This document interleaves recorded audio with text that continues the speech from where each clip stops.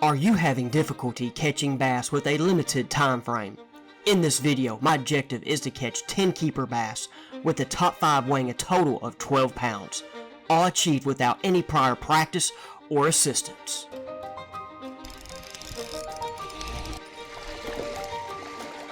Got a keeper. For today's challenge, we're down at Lake Ouachita on the lower end, actually in the dam section of the lake. Weather-wise, we have post-front, but then guys, how the spring's been going, it's been raining every other day off and on. But for this day, there was no wind, and that is not good for this part of the lake, which the water clarity here, guys, was at least 8 feet plus. And for this challenge today, I wanted it to be tough. I wanted to go out in the toughest conditions, toughest part of the lake. If I was going out to fish a tournament, I wouldn't be down here. But guys, there are times where we get to fish, you as a viewer get to fish, you don't get to choose your conditions that you get to go. So I wanted to go out in a tough day. To even make it more interesting, the lake's not fishing any good right now. The post-spawn funk is on. Over the weekend, 15 pounds won a major tournament and 12 pounds got a check. That was out of 70 boats of the best anglers in the area. Also, there's a big bass event going on. 6 pounds won the big bass event. That was the only bass weighed in over 5 pounds. And there was like 12 fish that were 4 pounds weighed in. So a tough time out there on the water for this challenge.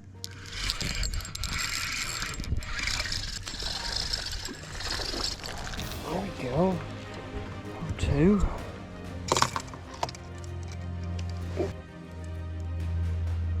Not even a pound.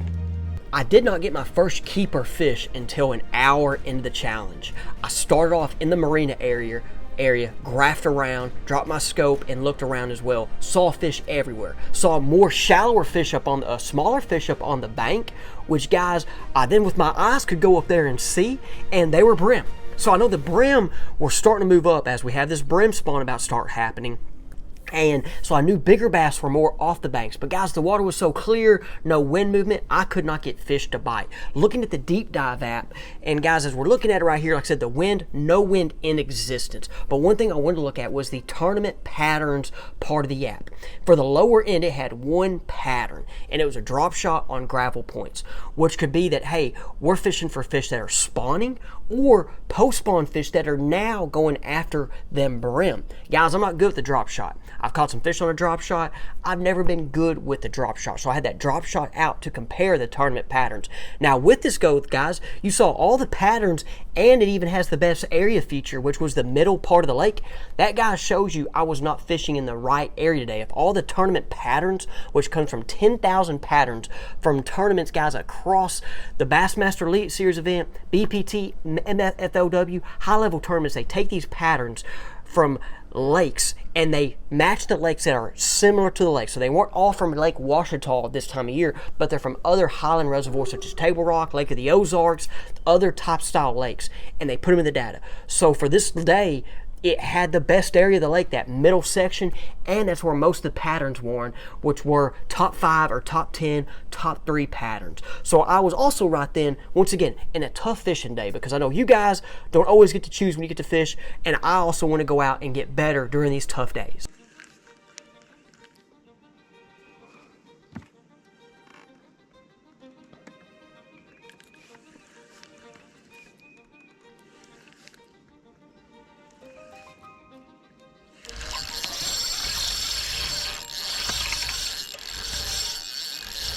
That's a sweet bite. The wrong species, though.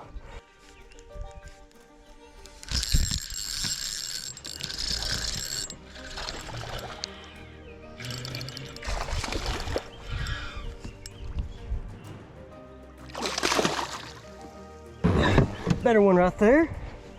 Better one right there. Yeah, we'll take you. 2-2. We'll take.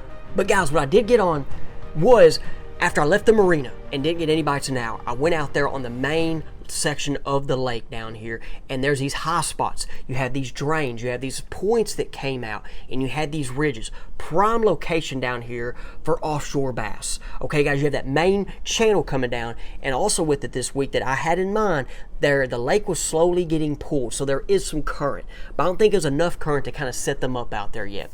But when I got out there on these points and on these ridges, there's bait fish. There was fish all over the points, and there's still some grass, not tall grass, but there is still grass. But up there in the grass, I saw a bunch of small fish on the scope.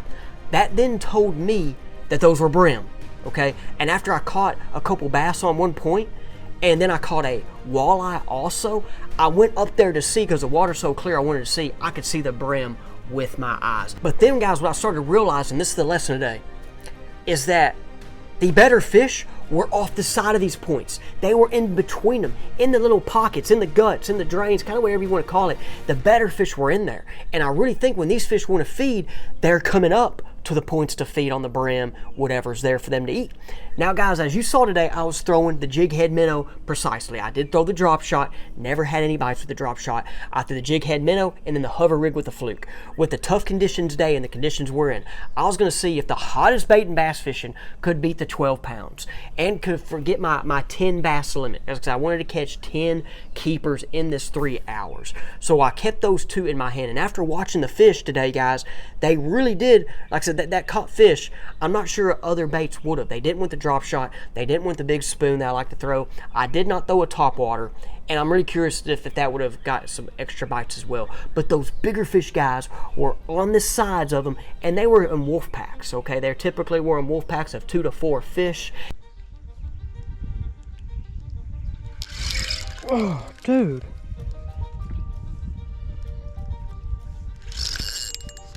He came back. Yep, that's what I thought. Thought you was what you were getting up here. Have 7, 8. The 3 baits that I was throwing, I have one off. One was the hover rig right here. Like I said, with the Strike King caffeine shad. Here it is right here. It's that time to where the hover rig starts catching fish. Last summer, I caught a lot of fish with this, and I just think something about this slowing, gliding through the air, like I normally like to throw a fluke, gets bites. And so that was one factor today. I'm throwing on a 7-foot medium action rod, braid to 4 leader. The other one was the finesse tush. Okay, I was throwing the 1/4 ounce finesse tush right here with the Yamamoto scope shad, and then I have this one on. So I cut this on and off just to test and see, and then we have the 1/4 ounce jig head with the freeloader right there in the gizzard shad color.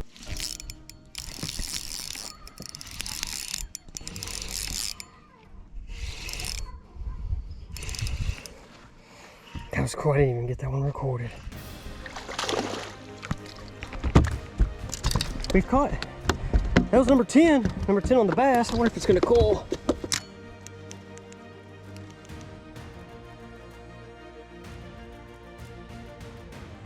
So during that 2nd hour period, guys, I mean, I caught a lot of fish. I think I almost got my 10 fish. I might have got that in that 3rd hour, right there at the beginning of that 3rd hour. But I got on them and caught fish, had a couple flurries, and man, the action started happening. And then the size of the fish were kind of increasing, but man, it was tough. It was tough. I only caught 2 bass on the day over 2 pounds. They both were black bass. But it's interesting today that I caught 4 different species of fish during this trip. One thing I did get on, after I left that ridge area, I went up to a channel swing bank on the lake where the rock was. I kind of wanted to fish 3 areas, 1 each hour, and just try to learn and kind of get there from it, okay? And so I went up to that channel swing bank, fished the points and down, up and down the point. One of the points in the guts, drain, no fish. The next one had a lot of fish. Up on the point, saw beds, and I think they might have been spotted bass that are bedded. Maybe smallmouth. I don't know much about the smallmouth guys on that lake. I know there's smallmouth in there, but I could see the beds down 10 feet. I mean, there's a lot of beds down there. But those fish, where the beds were, those fish were off that thing deeper. I caught a couple there. I know I got 1 fish catch there for you guys, and I got a couple little cool live scope footage of how deep these fish were down there. And that's one thing, guys, about the post-spawn period. They will stay shallow in areas where the brim come in, and they'll go to cover that's nearby, grass, brush, whatever, and they will stay there and then go eat the brim. Or they can go as deep as they want to the deepest area nearby. And that's one thing with forward-facing sonar, it helps us catch them now. But people caught those fish before forward-facing sonar. So for this 3-hour challenge, guys, I did not get the 12 pounds. I did catch 13 bass though during it, and I had another hour of fishing afterwards, and I caught a couple more after the video, or after the challenge at least. But I think I had a limit for right over 8 pounds. And guys, not bad for 3 hours of fishing. And I'm just curious, I want y'all's feedback. Leave a comment on this video, what you kind of thought, what you learned from it. I know for me, I like catching fish. I love catching big fish, but like right now, just the time of year and some of the lakes I'm at, I mean, it's always kind of hard to find and catch the big fish, okay? We've had some big fish caught, I know, on my live scope trips, but when I get out there and film and I have 3 hours to fish, might not happen. But guys, let me know what you think about this video, this type. I like to do some challenge videos. Okay, I had some camera glitches as I was out there on the water, and so I'm back here filming it right here, and I can kind of think and talk more instead of doing it out in the boat and mess it up. So guys, thank you guys for watching. Let me know what you think once again. Hey, and I appreciate every one of y'all much. We'll see you on the next one.